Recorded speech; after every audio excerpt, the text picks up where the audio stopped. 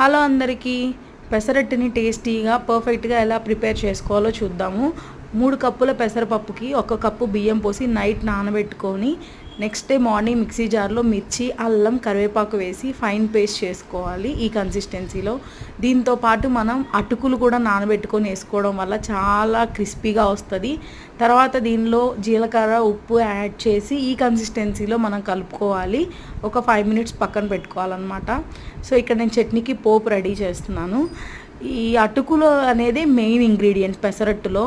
అది వేయడం వల్లనే మనకి దోశ అనేది గోల్డెన్ బ్రౌన్ కలర్లో వస్తుంది అనమాట. చాలా రోస్ట్ వచ్చింది. ఒకసారి చూడండి, ఇంతే పర్ఫెక్ట్గా కన్ఫామ్గా మీకు వస్తుంది. డెఫినెట్గా ఈ మెజర్మెంట్స్తో మీరు ట్రై చేయండి. సో మనం దీన్ని పల్లి చట్నీతో సర్వ్ చేసుకొని తింటే చాలా టేస్టీగా ఉండే పెసరట్టు రెడీ అవుతుంది. Thank you, bye.